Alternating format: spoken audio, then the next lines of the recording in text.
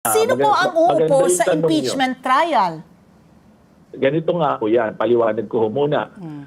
Ayon sa saligang batas, under our Constitution, dapat sila po ang uupong senator judges. Pag sinabi kong sila pong 24 ang dapat uupo na senator judges.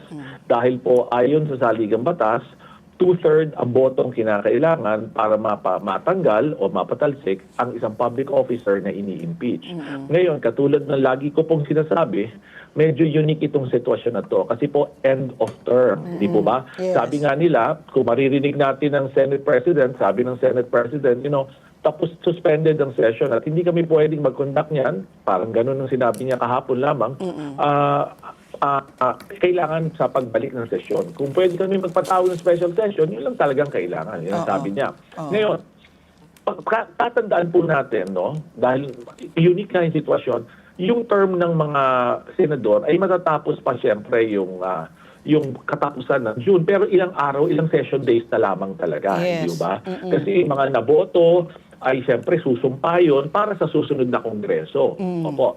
Kaya lang kung titingnan natin, biglaan din yung pagboto, nakita nyo, ng House of Representatives. It was just parang lightning vote. Ang bilis, di ba? Yeah. Ang bilis. Hindi nila inaakalain na magkakaroon ng 215 votes. Kasi nga, last day na, gano'n. Ngayon ito, kung tatanungin ko, hanggat pwede pa hanggat may authority pa yan, 24 na yan, pwede silang mag-convene.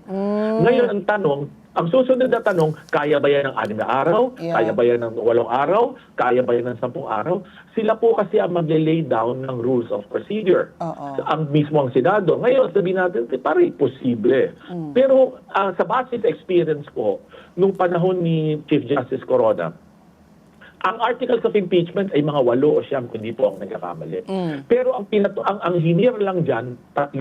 Ang prosecution, nung sabi lang, okay na kami dyan. Sa 3. Ito hindi natin alam kung sasabihin ng prosecution, okay na ako, isa lang.